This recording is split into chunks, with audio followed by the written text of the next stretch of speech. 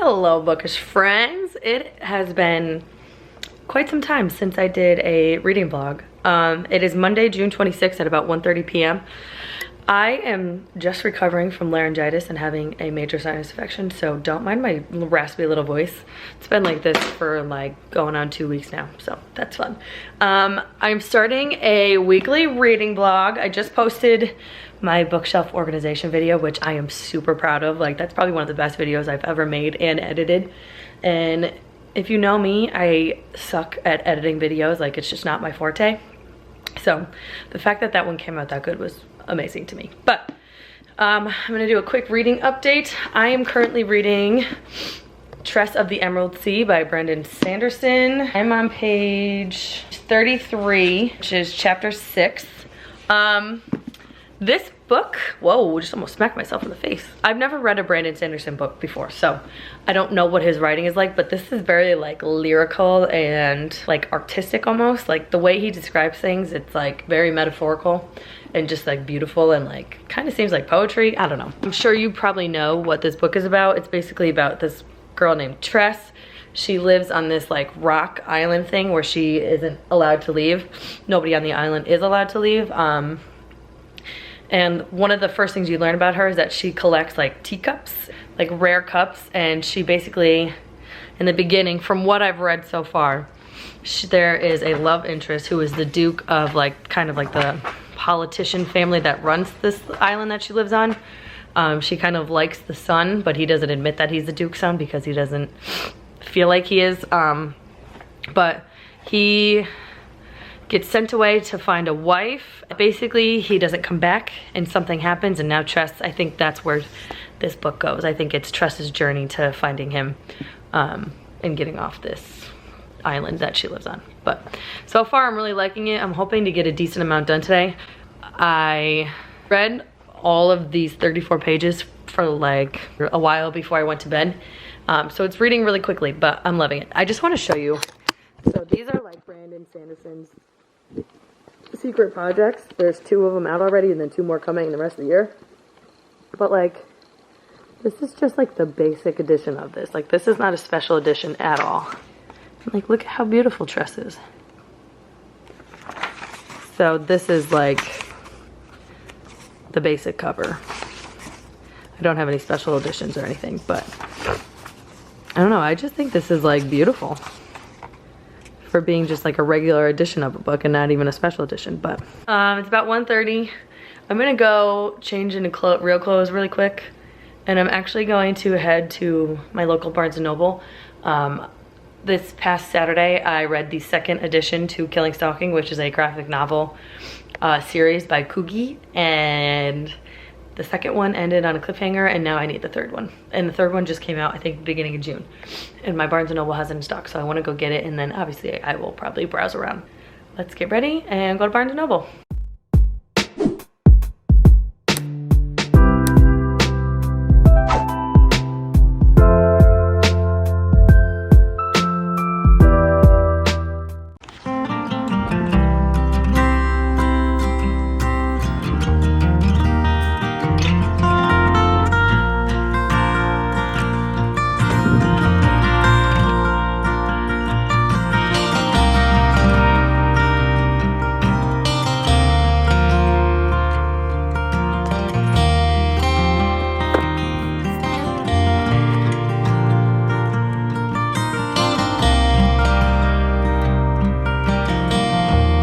Okay, I am back from Barnes & Noble. I did not go and get the one book I wanted because it doesn't come out until tomorrow, and they would not sell it to me a day early because there was some like strict guideline. I don't fucking know. But of course I got other books because I saw stuff. I finally became a member of Barnes & Noble and like signed up for their premium membership, whatever it is. And I got a cute free tote. This is actually a lot nicer than I thought it was. This was a $15 tote.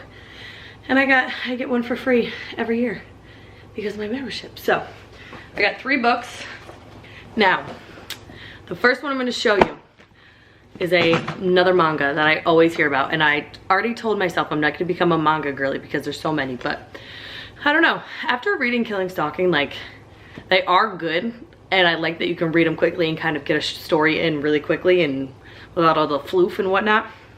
But I follow Katie Coulson and Gabby Reeves, and they both talk about this manga series, and the book was $10, and mangas can be expensive. Like, they're not cheap books. So I saw this for 10 bucks, and I was like, let me try out the series. It's Spy Family. It's a really popular manga series, and there's like 10 books in the series, but it's short and small, so I figured I could read this pretty quickly. But basically the premise is Master Spy Twilight is unparalleled when it comes to going undercover on dangerous missions for the betterment of the world. But when he receives the ultimate assignment to get married and have a kid, he may finally be in over his head. Not one to depend on others, Twilight has his work cut out from him, procuring both a wife and a child for his mission to infiltrate an elite private school. What he doesn't know is that the wife he's chosen is an assassin and the child he's adopted is a telepath. So basically, I think everybody in this family is some sort of spy, and yeah, it looks really cute, black and white. I think I could read this pretty quickly. The next 2 books I got are also very short books, and they are a duology or series. The first one is A Psalm for the Wild Built by Becky Chambers. They're both by Becky Chambers. Second one is A Prayer for the Crowned Shy, also by Becky Chambers. And these are a monk and robot book series. They're both super cute. Obviously, both little novellas, so they're very short. Let's see how many pages these are. 147 for the first one, 149. So they're both pretty short. But the reason I picked these up is because Peruse Project, who I follow here on YouTube, and I will put her name below in the comments, was like raving about these 2 books, and anything she talks about I'm gonna get. And they're short, so I feel like it would be great to add some buffer to my reading goal for the year. But basically it says, it's been centuries since the robots of Panga gained self-awareness and laid down their tools. Centuries since they wandered en masse into the wilderness, never to be seen again. Centuries since they faded into myth and urban legend. Today, the life of a tea monk is upended by the arrival of a robot there to honor the old promises of checking in. The robot has one question: what do people need? But the answer to that question depends on who you ask and how. They're going to need to ask it a lot. So I don't really know what this is. A lot of people are saying it's a like a cozy sci-fi.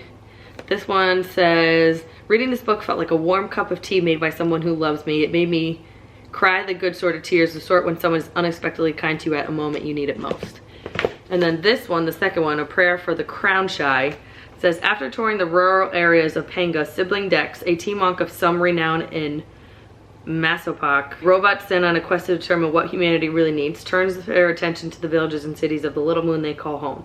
They hope to find the answers they seek while making new friends, learning new concepts, and exploring the entropic nature of the universe. Yeah, I don't really know much besides robots and sci-fi elements, so I don't know. Yeah, that's my little Barnes & Noble haul. All 3 tiny books that I could probably read very quickly. And I came home after going to Barnes & Noble to this, which I haven't ordered anything, and I was like, oh, this feels like a book. And come to find out, it's from Valentine PR, and I was like, what? I didn't sign up for any books, but hey, I'll take some PR. Ooh, it's a man on the cover. Oh Lord, this looks spicy. I don't know if I can show this, but this is the book. It's called Sinful Hearts by Jagger Cole. It says, my first mistake was sleeping with the most dangerous man in New York without him knowing who I was. My second was believing he never would. It was supposed to be easy. One night of sin with a beautiful stranger to forever cut ties with my bravada past. But I didn't pick a stranger, I picked him. Hades Dracos, the dark prince of the Dracos Mafia family, is a lethally beautiful psychopath with a trail of broken hearts and bloodshed in his wake. Oh, and he's my client. It doesn't matter that our one night was under darkness disguised by masks. He knows my secret sin. He knows it was my first time. But even the god of the underworld might have my darkest secrets and civil submissions in the palm of his hand. I swear there's one thing he'll never capture, my heart. Oh, so it's like a mafia romance, forbidden romance. Okay. All right, let's see what this says. This is a contemporary romance, dark romance, romantic suspense. Jesus. The tropes are angsty, bad boy, good girl, boy obsessed, enemies to lovers, heroine in danger, mafia, opposites attract. It is available on Kindle. My God, this looks spicy. I kind of can't wait for this now. Oh my God, this author has written a lot of books. Right, thank you Valentine PR and Jagger Cole for sending me this. I literally love getting PR from publishing companies because it gives me a chance to read books that I have ever never heard about or just like don't have access to. So, and Valentine PR is known for their like romance, so. Okay, so I bought 3 books and got a book from Valentine PR. That's pretty exciting. There's like nothing better in the world than getting like book PR. Like that's all I ever want in life is to just get books from publishers so I can read more. But yeah, that's my little haul and PR haul. It's about 3:35. I am going to make something to eat quick and then I think I'm going to continue reading, what the hell is it? I'm going to continue reading Tress of the Emerald Sea. And that's pretty much what the rest of my day is gonna look like, is me reading and watching Ink Masters. So let's go.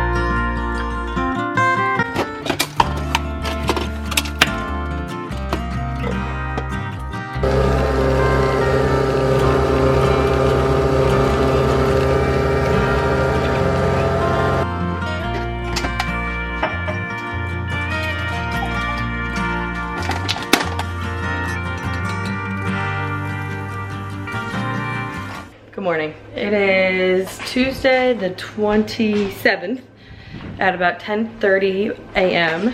Having a bit of a later start to the morning because I'm not going too far today for work. So I was like, all right, you can leave a little bit later. But I am heading into Barnes & Noble before I head to the store I have to go to today because I didn't get Kaylnn Stalking Deluxe Edition Volume 3 yesterday, and it goes on sale today. And the girl at the store said that they couldn't sell it a day early, so now I have to go back and get it. Just gotta make my coffee before I leave, pack some snacks, pack my bag, and then we're gonna go to Barnes & Noble quick, and then we are heading to work. Okay, don't mind my steering wheel, but we're gonna do a quick little haul. I got the Deluxe Edition Volume number 3 of Kaylnn Stalking. Thank God. Something happened at the end of the Volume 2, and now the 2 main characters are figuring out how to deal with it and how to not get caught. So that's what this one's about. Yesterday when I went, I was looking at this one. Like I said, I'm not a manga girly, but I'm kind of into it right now because they're fun stories and they're not like, well, Kaylnn Stalking is very serious, but they're like fun and you can read them quickly. And I kind of love the illustration, so I saw this one yesterday and I was like, no, I'm not gonna get it. I'm sweating, it is hot today. No, I'm not gonna get it, like I don't need it. And I've been thinking about it nonstop since then. And I looked on Goodreads yesterday and it had almost like a 5-star rating. Like, you know what, I'm gonna get it. So I got Fruits Basket by Natsuki Takaya. I have no idea, I'm sorry. But I mean, look at this cover. It's so cute. So basically, it says, after a family tragedy turns her life upside down, plucky high schooler Taru Honda takes matters into her own hands and moves out into a tent. Unfortunately for her, she pitches her new home on private land belonging to the mysterious Soma clan, and it isn't long before the owners discover her secret. But as Toru quickly finds out when the family offers to take her in, the Somas have a secret of their own. When embraced by the opposite sex, they turn into the secret animals of the Chinese zodiac. But there's like 12 volumes in this, but I mean, they're thick books and they're cute. And like this one, I think this is a collector's edition. Yes, this one is a collector's edition. So it's cute. It has like graphics in it and then everything else is black and white. But I got that. And then when I was checking out, I saw this planner, and I don't use a planner that much because I'm always on the road, but I use it to track what I do every day so I can put it on my expense report. And I literally only, I have a giant like chunky planner, but I only use these monthly spreads. Like I don't use daily ones, I literally only use monthly ones. And this is so much thinner than the one I have now. And this goes from August 2023 to December 2024. So I was like, all right, I'm literally gonna have this for the next year and a half. So I got this, super thin, super light. and it's literally the definition of my perfect planner. And it's got books on the cover, so how much more could you really want? So, a little Barnes & Noble haul. I swear I'm done shopping for books. And I'm listening to, I got 2 audiobooks going right now. This one is You're Not Supposed to Die Tonight by Kaylnn Bayron. It's like a YA mystery slasher, camp slasher. This audiobook is literally only 6 hours. I'm 20% of the way through, so I will definitely finish this one today. I only have like a little under 5 hours left. I'm also listening to the 3rd book in A Good Girl's Guide to Murder, which is As Good as Dead. I'm only 5% of the way through with this one. And then I just got For Being Honest by Cat Shook. I got that one in my library too, so. Got 3 audiobooks going, but I'm gonna start and try to finish You're Not Supposed to Die Tonight by Kaylnn Bayron. So that is what I will be listening to on my drive. All right, let's go to work.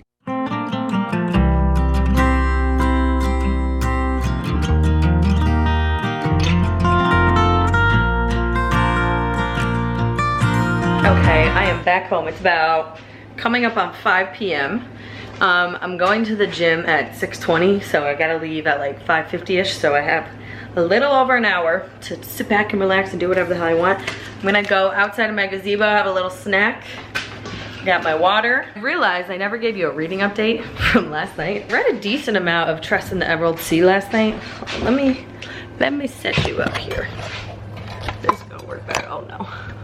So, I don't remember what page I was on last time, but I am officially on 101 of Trust in the Emerald Sea. So I've read a decent amount.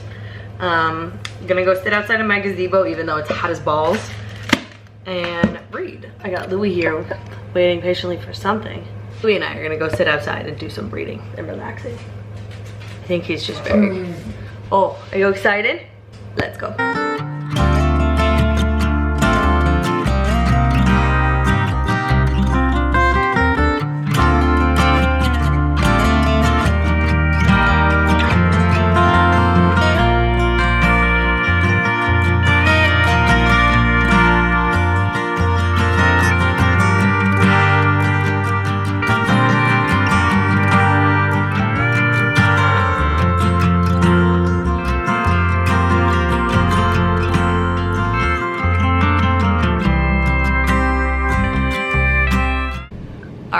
Let's do a reading update. It's about 3:30 on Wednesday, June 28th.